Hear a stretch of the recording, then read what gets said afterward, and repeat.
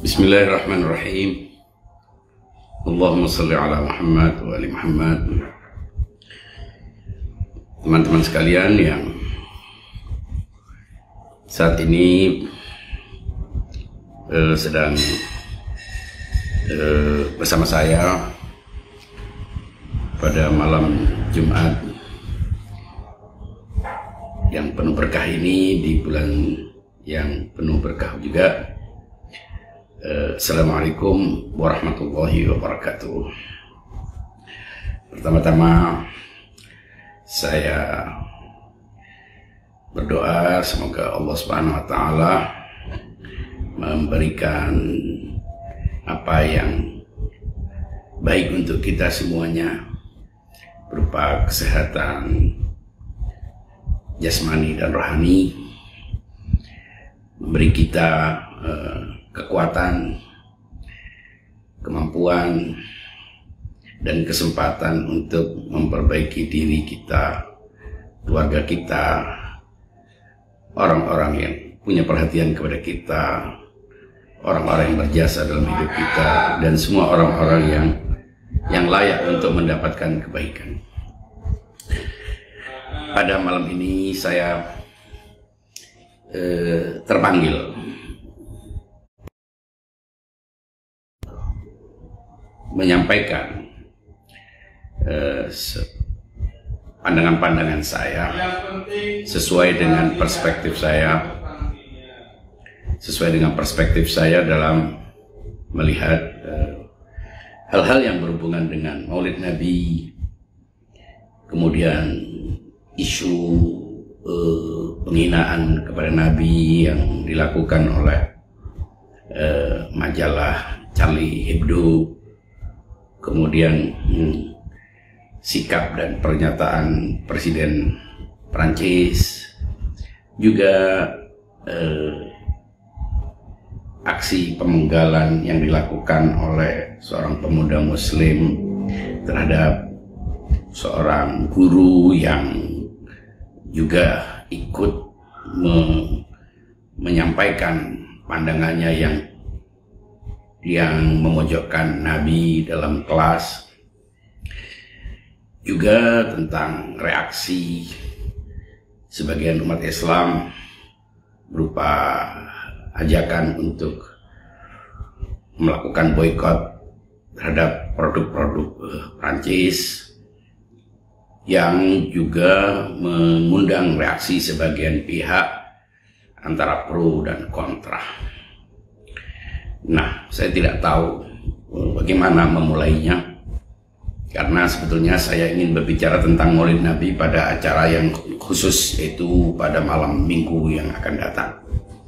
Karena itu izinkan saya saat ini membahas isu yang berkaitan dengan persoalan ini. Pertama-tama mungkin tidak sistematis karena beragam aspek yang cukup kompleks berkaitan dengan masalah ini. Jadi sebetulnya yang perlu kita ketahui pertama, bahwa menghina siapapun pada dasarnya adalah perbuatan yang negatif. Artinya tidak pernah ada sebuah alasan logis, alasan etis yang membenarkan sebuah penghinaan. Karena menghina adalah merendahkan sesuatu yang mestinya tidak rendah, melekatkan predikat hina kepada sesuatu yang tidak hina. Karena itu menghina secara umum tidak pernah benar. Nah, kalau sebuah predikat buruk itu dilekatkan pada sesuatu yang memang buruk, nah itu bukan dianggap sebagai penghinaan. Karena itu berbeda antara menyampaikan sesuatu yang buruk yang memang ada pada suatu subjek, baik itu manusia, benda, atau apapun, maka itu tidak dianggap menghina. Sedangkan arti menghina yang umum adalah, atau merendahkan adalah melekatkan sesuatu yang hina kepada sesuatu yang tidak hina, atau merendahkan sesuatu yang mestinya tidak rendah. Jadi ada unsur kebohongan, ada unsur ketidaksesuaian dengan fakta. Karena itu menghina dalam pengertian ini tidak pernah positif, tidak pernah baik, dan tidak layak untuk diberi justifikasi apapun. Terlepas apakah pernyataan yang mungkin tidak bermaksud menghina dipahami sebagai penghinaan, itu urusan lain. Jadi misalnya dalam hadis, dalam ayat suci Al-Quran, misalnya berbunyi dalam surat Al-Ahzab, Allah berfirman, innal ladzina yunadunaka min wara'il hujurati aktsaruhum la ya'qilun. Sesungguhnya orang-orang yang memanggil-manggilmu dari balik kamar-kamarmu adalah orang-orang yang tidak berakal. Apakah Allah Subhanahu wa taala menghina, merendahkan, mencemooh, ataukah Allah hendak memberikan sebuah mengungkap fakta yang memang ada pada seseorang? Bila itu tujuannya adalah menyampaikan sesuatu yang ada pada seseorang, maka itu tidak dianggap menghina. Menghina tidak pernah baik.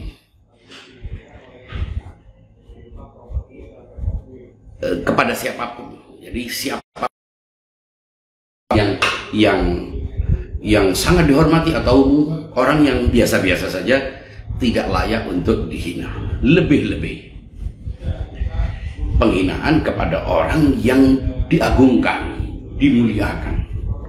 Jadi seorang yang tidak semestinya direndahkan itu jelas tidak boleh direndahkan. Dan itu tidak perlu hadis atau ayat, bahkan tidak perlu berpolemik untuk itu. Sehingga kalau ada orang yang berusaha menganggap itu sebagai persoalan yang relatif atau persoalan yang debatable, maka itu sebetulnya adalah asing. Karena itu kita tidak boleh, Al-Quran mengatakan jangan kita saling memanggil dengan julukan. Padahal kadang-kadang mungkin itu sudah biasa diterima oleh orang, tapi karena julukan itu biasanya julukan-julukan yang sering orang dikaitkan dengan sesuatu yang dia tidak suka, dan karena itu kita tidak boleh saling mencemooh dengan julukan. Julukan, misalnya orang disebut kampret, orang disebut cebong, disebut tikus, anjing, itu tidak boleh. Karena dia adalah manusia yang dihormati, dia sebagai manusia adalah sebuah spesies yang terhormat. Terlepas perbuatannya apa, ketika melekatkan sesuatu pada seseorang yang bukan pada faktanya demikian, maka itu adalah tidak bisa diterima. Nah, bila yang dihina adalah orang yang identik dengan sebuah kemuliaan dan namanya sakral, maka itu jelas adalah agresi. Itu adalah pelecehan terhadap agama secara umum. Mengapa? Karena Rasulullah Shallallahu Alaihi Wasallam adalah salah satu pembawa agama, salah satu nabi yang dihormati oleh sekian banyak manusia di dunia ini. Kalau kita kalkulasi berapa penduduk dunia ini, maka yang menghormati nabi adalah penganut Islam, dan itu jumlahnya sangat banyak. Selain itu adalah orang-orang yang memang punya penghormatan terhadap keragaman. Itu juga penghinaan, karena menghina salah satu pemuka agama berarti menghina semua agama. Bagaimanapun juga nabi dihormati oleh banyak kalangan yang tidak hanya umat Islam, dan itu bukan bagian dari kebebasan. Jadi kalau ada orang yang berusaha menjustifikasi atau berapologi dengan alasan kebebasan berekspresi, maka sebetulnya setiap orang akan bisa menghina seseorang dengan alasan dia punya hak untuk berekspresi. Seringkali istilah kebebasan berekspresi, kebebasan berpendapat, kebebasan menyampaikan aspirasi dimanipulasi tanpa batas-batas yang logis dan tegas, dan karena itu seringlah terjadi pembunuhan karakter, fitnah, dan lain sebagainya. Kalau ada orang yang berusaha untuk mencari-cari entah dengan tendensi apa mengatakan bahwa Nabi itu adalah pemaaf. Ya, Nabi adalah pemaaf. Tapi maaf ini ada batas-batas logisnya. Tidak semua tindakan. Jadi tidak dalam teologi agama Islam, kalau orang ditempel yang sebelah kanan, dia tidak boleh memberikan pipi sebelah kirinya. Artinya kita tidak boleh menerima perlakuan penghinaan kepada diri kita sebagai manusia. Dan kita tidak boleh memberikan kata maaf tanpa batas. Sebab kalau semua bisa dimaafkan, tidak perlu ada penegakan hukum, tidak perlu ada sanksi, tidak perlu ada penjara, tidak perlu ada hukuman, ada vonis, ada pengadilan. Karena itu maaf juga harus tunduk pada batas-batas yang logis dan etis. Harus tunduk pada kaidah-kaidah keadilan. Mana mungkin seseorang bisa melakukan itu hanya setelah menghina, setelah melecehkan, setelah merusak hubungannya, nama baiknya, kemudian dengan mudahnya dia menyampaikan maaf. Nah, andaikan itu bisa dilakukan oleh setiap orang, maka hukum, syariat, undang-undang itu semuanya tidak berlaku, bubar dengan begitu. Karena itu ada batas-batas di mana kita harus memaafkan, di mana kita juga harus memaafkan, tapi dengan syarat-syarat tertentu.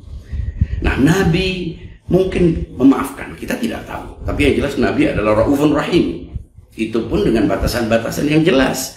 Nah, kalau Nabi dengan alasan Nabi itu adalah pemaaf, kemudian kita tidak boleh mengecam, kita tidak boleh menolak atau menggugat orang yang menghina Nabi, maka pertama, mungkin bagi Nabi, karena itu personal, kalau seandainya itu personal, maka Nabi mungkin memaafkan.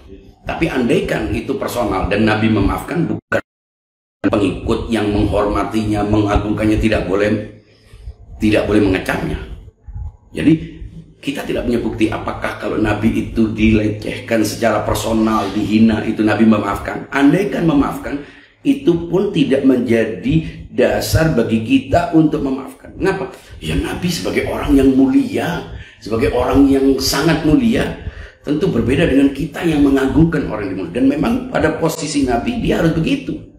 Sementara kita yang mengagungkan Nabi, kita yang mengagungkan Nabi tentu akan marah. Sebagaimana orang-orang yang sering kita lihat, biasanya orang yang sudah punya posisi yang cukup stabil, itu mungkin kalau dihina, diganggu, dia tidak bergeming. Tapi orang-orang yang mencintainya harus peduli, harus menunjukkan pembelaan dan penghormatannya. Ketiga, penghinaan kepada Nabi itu hampir tidak pernah menjadi personal. Karena bagaimana dia menjadi persoalan personal sementara dia tidak pernah berhubungan dengan Nabi secara personal. Jadi kalau ada orang mengatakan bahwa ini adalah penghinaan kepada Nabi secara personal, dan andaikan dia secara personal Nabi memaafkan, anggaplah Nabi memaafkan. Bagaimana memahami konteks penghinaan kepada Nabi sebagai sebuah peristiwa personal, sebagai sebuah aksi personal, karena tidak pernah berhubungan, tidak ada interaksi interpersonal antara yang menghina dengan Nabi sebagai person, antara yang menghina sebagai person dan Nabi sebagai person. Jadi asumsi bahwa ini adalah sebuah hal yang bisa dimaafkan karena Nabi pasti memaafkan, jadi orang Islam yang menghormati Nabi juga harus maafkan, itu adalah bagi saya adalah pembodohan. Kalau tidak pembodohan ya kebodohan.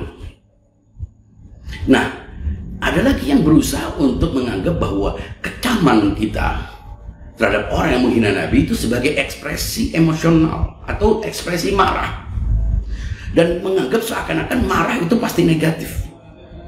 Sejak kapan marah itu pasti negatif? Justru marah itu adalah bagian dari kemanusiaan. Manusia yang tidak punya marah batu. Sebagaimana manusia yang tidak punya penerimaan, kita ini harus punya daya tolak, juga kita ini manusia punya daya tolak, punya daya terima. Nah, kalau manusia itu hanya punya daya terima, tidak punya daya tolak, tidak ada perjuangan, tidak ada perlawanan, tidak ada upaya untuk mempertahankan diri, membela diri, itu semuanya adalah bagian dari kemarahan yang rasional. Jadi jelaslah falasi orang yang mengatakan bahwa mengecam orang yang menghina, kita menggugat misalnya dalam persoalan hukum dan sebagainya, itu kita disuruh memaafkan, dan kalau kita tidak maafkan berarti kita marah, bila kita marah berarti kita dendam, kalau itu dendam berarti benci, karena benci berarti itu akan menghancurkan diri sendiri. Tidak selalu begitu. Karena yang menentukan bukan marahnya, alasan untuk marah. Yang menentukan juga bahwa marah tidak semata-mata sebuah aksi emosional.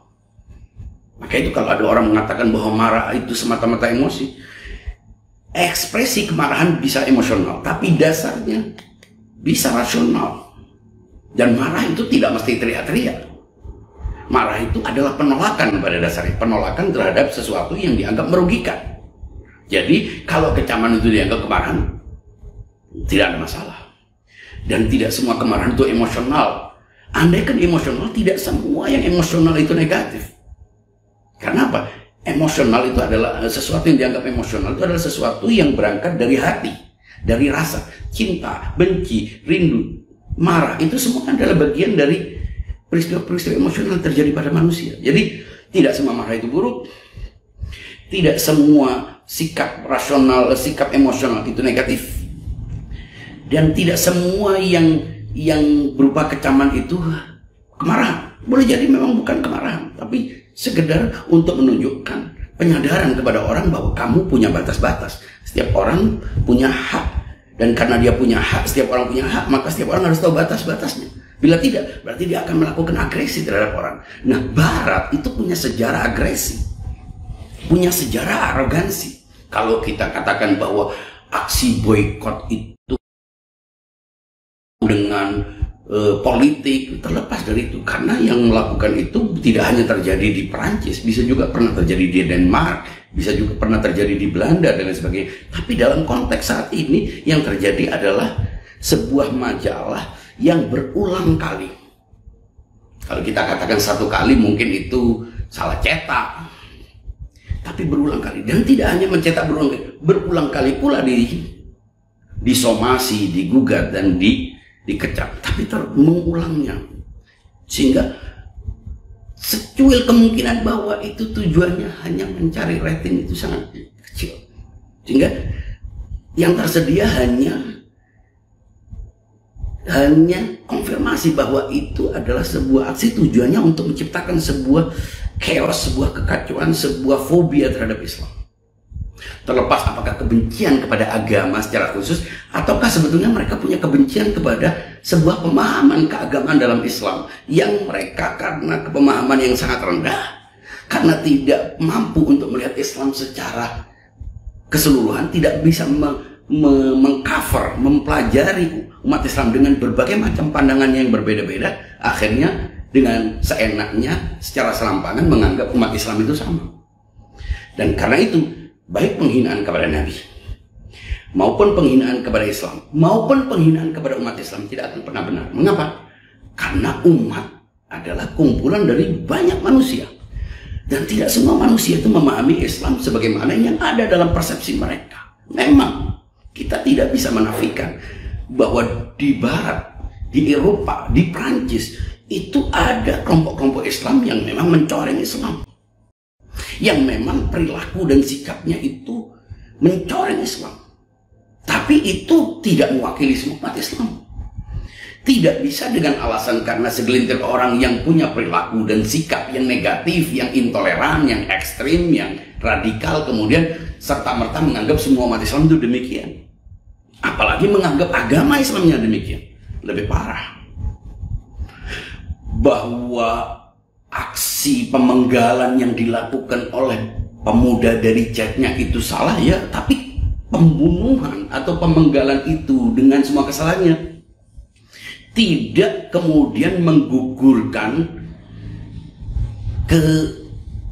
tidak menghilangkan buruknya kenegatifan pernyataan penghinaan kepada Nabi Muhammad. Jadi ada 3 hal yang perlu diketahui. Ada majalah yang membuat karikatur menghina Nabi.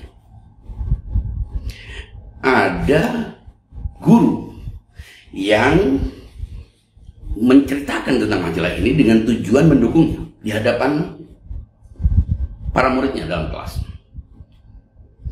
Ada, dan yang dipenggal. Kita terlepas bahwa pemenggalan itu salah, tidak pernah benar.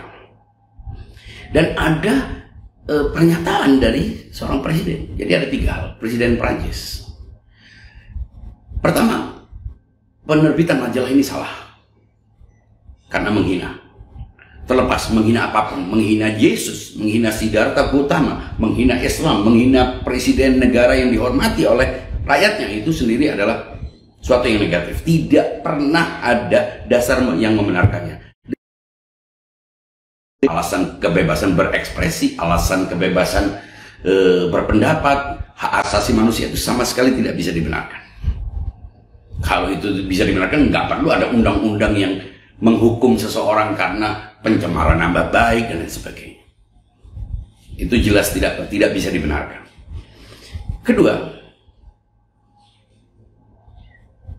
ada pernyataan, ada tindakan yang dilakukan oleh seorang guru, dan ini salah. Tapi kesalahannya tidak sebesar yang dilakukan oleh majalah ini. Nah, kemudian akibat reaksi yang dilakukan oleh seorang pemuda dengan memenggal kepalanya, muncullah reaksi-reaksi yang tidak semestinya. Pertama, mestinya menganggap aksi pembunuhan, pemenggalan kepala itu sebagai sebuah kesalahan. Wajar, semua umat Islam pun. Nah, agaknya ada mindset yang negatif pada kelompok, pada masyarakat barat yang sebagian besar tidak tahu banyak tentang Islam. Karena menganggap Islam itu satu bentuk, tidak berbeda-beda. Faktanya Islam itu berbeda-beda. Ada orang yang moderat, ada orang yang sangat permisif, ada yang radikal, ada yang dalam radikal pun ada berbagai macam kelompok. Ekstrem ini juga gradual. Nah, dengan pandangan itu kemudian merespon, bukan merespon majalah yang menjadi biang keladi kekacauan ini, tapi justru menunjukkan empati dan simpati kepada guru yang dibunuh. Memang harus, sebagai presiden dia harus menunjukkan simpati, tapi cara menunjukkan simpatinya dengan memberikan pernyataan yang menyakiti umat Islam, menyakiti umat Islam, menyakiti banyak pihak, itu adalah tindakan yang tidak pantas. Inilah yang akhirnya menimbulkan, tidak hanya memberikan pernyataan yang bernada simpati kepada orang yang menghina kepada Nabi, ya guru itu menghina Nabi, itu fakta. Memberinya jasa, memberinya bintang jasa. Tidak hanya itu, menutup banyak masjid dan pusat-pusat agama yang tidak terkait dengan peristiwa ini. Belum lagi akibat dari pemenggalan yang dilakukan oleh pemuda yang liar yang kita tidak tahu ini. Ada aksi-aksi kekerasan terhadap sejumlah umat Islam yang tidak ada hubungannya dengan ini. Ada 2 perempuan yang ditusuk. Ada beberapa aksi-aksi pelecehan, persekusi di tempat umum dan lain sebagainya. Dan majalah ini disebar di banyak tempat. Cover-covernya disebar seakan-akan ingin menunjukkan bahwa pembunuhan yang dilakukan oleh pemuda ini itu menjadi alasan yang cukup untuk mereka untuk melecehkan Nabi Muhammad, untuk mendukung penyebaran majalah ini, untuk mendukung semua aksi diskriminasi dan intimidasi terhadap umat Islam yang sebagian mereka adalah warga negara Perancis juga. Karena itu, sebagai orang yang tidak harus muslim, sebagai orang yang menghormati kebebasan orang beragama, sebagai orang yang menghormati kesakralan agama, apalagi sebagai orang Islam yang memang menganggap Nabi sebagai manusia termulia, haruslah kita menunjukkan penghormatan kita kepada Nabi. Nah, dan kalau ada orang-orang yang memang pandangannya radikal, yang kita berbeda dengan mereka juga mengecap ini, hanya karena kita sama-sama mengecap, tidak kemudian kita lebur menjadi satu antara yang ekstrim dengan yang moderat. Hanya karena kita sama-sama mengecam dengan Erdogan yang hipokrit, yang sebetulnya menjadikan ini sebagai komunitas politik untuk memunculkan dirinya sebagai hero, itu tidak berarti kita sama dengan dia. Dan kalau kita katakan kita memboikot, ini bukan marah-marah. Boikot itu biasa. Facebook pernah diboikot ketika dianggap membocorkan data-data penggunanya. Tidak ada yang baru. Aksi memboikot Amerika sudah memboikot Iran. Indonesia bahkan dipersulit untuk membeli beberapa peralatan senjata. Ini semuanya boikot. Jadi tidak ada yang baru dengan boikot. Nah, segera memboikot produk Prancis bukan berarti kita harus membakar semua produk Prancis. Itu pun temporal sifatnya, sebagai alat tekan, sebagai penyadar untuk tidak meremehkan umat Islam yang jumlahnya sekian banyak, di mana mereka juga menempati negara-negara yang kaya, yang Eropa itu hidup dari hasil penjajahan terhadap negara-negara yang sekarang dilecehkan umatnya. Jadi kecaman terhadap pernyataan Macron itu proporsional. Ketika kita mengecam bukan berarti kita membenarkan aksi pembunuhan, pemenggalan kepala. Dua hal yang berbeda. Pemenggalan itu adalah hal yang negatif dan itu adalah reaksi. Dengan semua keburukan itu adalah reaksi. Tapi membiarkan sebuah majalah menyebarkan, mengulanginya berkali-kali setelah dikecam dan menganggapnya sebagai ekspresi, sebagai kebebasan berekspresi, itu adalah penghinaan. Ditambah lagi oleh pernyataannya yang menganggap umat Islam ini kolot, umat Islam ini harus berperadaban dan lain sebagainya. Itu semuanya menggambarkan bahwa kita tetap moderat, tapi orang bersikap moderat, bersikap toleran itu bukan karena orang lain supaya menganggap kita toleran. Toleransi itu punya batas-batas aksioma yang logis, bukan pragmatis, hanya karena supaya dianggap toleran sehingga seakan-akan kalau kita mengecam itu kita hanya menjadi kadrun, kita seakan-akan menjadi eksklusif, menjadi ekstremitas tidak ditentukan oleh sikap kita terhadap orang. Justru karena logika itu punya parameter yang tegas, kita terlihat kaku. Orang logis itu tidak bisa. Orang yang berpikir logis itu tidak bisa menerima tawar-menawar. Kenapa? Karena tunduk pada kebenaran yang ada pada premis. Yang orang lain mungkin tidak cocok. Orang punya parameter kepentingan. Ini misalnya berakhlak, ini tidak akhlak, ini tidak akhlak, itu apa? Tidak etis. Etis itu apa? Selama Anda tidak mengganggu hak orang lain, itu etis. Logis itu apa? Selama itu sesuai dengan kaidah-kaidah logika formal material, itu logis. Perkara orang lain setuju atau tidak setuju, tidak ada urusan. Ini bukan segera marah-marah kepada orang. Tapi kalau harta kita diambil saja kita harus marah, dan itu marah yang baik, marah yang positif. Sebab kalau tidak ada marah, tidak ada perlawanan. Kemerdekaan kita itu karena marah gitu. Marah dijajah, marah harta kita dirampas, tanah kita diinjak-injak. Kita harus marah, dan marah yang baik gitu. Marah yang logis, dan tidak semua marah itu teriak-teriak seperti orang gila. Jadi kalau ada orang seenaknya nulis artikel kemudian menganggap kita ini marah-marah otot, nah ini marah yang dengan logika, ini bukan marah-marah biasa. Kemarahan yang diekspresikan secara beradab, bukan bakar-bakar ban, bukan merusak-rusak fasilitas umum. Ini kemarahan yang kita ekspresikan dalam bentuk sebuah upaya-upaya rasional yang dengan itu kita berharap terjadinya detention, peredaan, agar tidak terus-terusan ini digoreng oleh kelompok-kelompok tertentu. Nah, ada orang-orang yang kehilangan, yang ambigu, tidak tahu batas-batas toleransi. Dia pikir kalau dia ikut menghina agamanya kelihatan toleran. Goblok, kan toleran itu inferior. Harta kita aja nggak boleh diambil orang, nggak boleh dihinakan. Kita tidak mau dihina, apalagi orang yang kita anggap sebagai parameter kesempurnaan. Tidak mengikuti Nabi Muhammad, tidak menganut agama Islam, silahkan. Tapi tidak pernah boleh ada yang menghina. Nah, sebagian orang mengatakan, kenapa orang-orang agama lain ketika tokoh-tokohnya dihina mereka tidak marah? Itu urusan mereka. Karena umat Islam punya pandangan yang berbeda, punya dasar-dasar epistemologinya untuk melihat kenabian. Bukan sekedar orang yang datang mengajarkan ajaran-ajaran agama, tapi menganggapnya sebagai mediator antara Tuhan dengan manusia. Sehingga tidak bisa seenaknya orang memandang negatif. Kalau ada yang mengatakan, bukankah di hadis-hadis ini ada semua hadis, teks, cerita-cerita sejarah, selama itu bertentangan dengan pandangan logis tentang kenabian, tentang kemaksuman, maka itu bukan hadis. Bisa hanya karena yang mungkin terkesan merendahkan Nabi, itu dianggap sebagai justifikasi bahwa kita juga melakukan penghinaan terhadap. Kita tidak pernah menghina Nabi. Kalau ada yang percaya itu urusan lain, karena umat Islam itu banyak. Ini kebodohan sebagian orang Barat. Ternyata menjadi bule tidak otomatis beradab. Tidak otomatis beradab.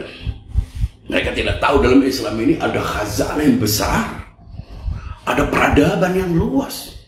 Tidak sekumpulan orang-orang yang seenaknya bisa dibodoh-bodohi. Ada banyak filosof, ada banyak ilmuwan-ilmuwan, pemikir-pemikir. Sehingga semuanya dibuat kebiah-uyah, mengeneralisir segala sesuatu, nggak bisa dilakukan. Nggak semudah itu. Karena itu, saatnya umat Islam, kita semua perlu memahamkan kepada orang-orang non-muslim, kepada sesama muslim, bahwa Islam itu satu, sebagai wahyu. Islam itu sebagai wahyu satu. Tapi sebagai persepsi banyak. Kita semuanya berurusan dengan Islam sebagai persepsi terhadap wahyu. Jadi ada wahyu, ada persepsi terhadap wahyu. Dan karena ada keragaman persepsi terhadap wahyu, penyikapan terhadap sebuah masalah tidak sama. Nah, sekarang mungkin bisa sama. Yang ekstrim, yang moderat, yang toleran, sama-sama mengecam. Tapi tendensinya bisa berbeda. Alasannya bisa berbeda, tidak sama. Dan kalau seandainya pun sama dalam satu isu, itu tidak otomatis kemudian lebur semua perbedaan-perbedaan, tetap saja. Kadang justru perbedaan antar sesama penganut dalam hal tertentu lebih jauh, lebih tajam, lebih sengit daripada dengan yang berbeda agama. Jadi kita harus bersikap proporsional, fair. Tidak perlu bingung, seakan-akan kalau kita mengecam kelihatan kita seperti tidak beradab. Justru kalau tidak mengecam kita kehilangan kehormatan. Justru supaya seakan-akan tidak hanya orang-orang ekstrim yang peduli terhadap kemuliaan kehormatan Nabi Muhammad SAW. Ya, orang-orang yang merasa moderat justru harus menunjukkan penolakannya. Kalau tidak, apa yang tersisa dari kita? Apa yang tersisa dari kita? Nggak ada lagi. Nah, karena kehormatan agama itu melebihi kehormatan diri kita, melebihi kehormatan orang-orang yang kita cintai di sekitar kita, maka tidak ada kata mundur. Tetap mengecam, tapi mengekspresikannya secara beradab, mengekspresikannya sesuai dengan kaidah-kaidah hukum, undang-undang, etika, agama. Bukan bakar-bakar ban, bukan menyulut kebencian, bukan juga membenci seluruh rakyat Prancis atau negara Prancis. Tidak ada hubungannya dengan persoalan itu. Apalagi menganggap non-muslim, membenci non-muslim karena peristiwa ini. Tidak, ini yang dilakukan oleh para penghina Nabi. Jelaslah tidak menghormati agama, tidak menghormati Yesus, tidak menghormati Kristen, tidak menghormati Islam, tidak menghormati sakralitas dan spiritualitas. Mereka adalah orang-orang yang memang tidak percaya kepada kemuliaan, kepada norma-norma kemuliaan yang transenden. Mereka tidak percaya. Jadi kita meskipun mengecam, tidak membenci rakyat Prancis, tidak membenci negara Prancis bahkan, karena negara adalah institusi negara. Kita tidak membenci non-muslim, tidak boleh. Kita tidak boleh membenci orang-orang yang tidak mengecam bahkan. Kita juga jangan karena kita mengecam, lalu ada orang tidak mengecam, kita membenci. Itu hak orang. Setiap orang berhak untuk mengambil keputusannya sendiri. Tapi kita tidak mentolerir orang yang menyinyiri orang yang mengecam. Karena ini adalah sikap. Selama itu tidak mengganggu orang lain, dilindungi oleh undang-undang, dilindungi oleh hak-hak asasi yang disepakati oleh seluruh manusia. Jadi saya kira persoalannya sudah cukup clear. Tidak perlu berpolemik terlalu jauh tentang ini. Kita tetap konsisten. Silahkan yang mau mengajak boikot atau bersikap boikot tanpa perlu dilecehkan. Dan kita tidak perlu juga mencemooh orang yang punya pandangan berbeda. Sekedar berbeda pandangan tidak apa-apa, wajar. Tapi berusaha untuk melecehkan, menghina, mencemooh orang yang punya pandangan, mengecam karena ekspresi kecintaan, menurut saya sudah tidak bisa ditolerir. Jadi saya minta teman-teman untuk tidak menjadikan ini sebagai bahan lelucon dalam tulisan, dalam WA group, dalam Facebook, di sosial media. Ini persoalan yang sangat serius, agar kita dihormati, agar kita tidak diinjak-injak lagi, agar setiap orang harus berada dalam posisi sama. Silahkan beragama apapun, silahkan bermadzhab apapun, tapi hormati pandangan orang sesuai dengan pilihannya masing-masing. Sekian, itu saja yang bisa saya sampaikan. Saya tidak bisa membaca komentar yang muncul. Intinya saya berusaha untuk melihat persoalan ini secara proporsional, secara fair, objektif, dan berimbang. Tidak ada perlu kita membenci lebih jauh ke siapa-siapapun. Intinya kita bersikap, itu adalah pilihan kita. Orang tidak bersikap sebagaimana kita hormati. Tapi kita tidak boleh melecehkan mereka, mencoba mereka, dan mereka juga tidak berhak untuk melecehkan kita. Mohon maaf semuanya. Wabillahi taufiq wal hidayah. Wal afu minkum. Wassalamualaikum warahmatullahi wabarakatuh.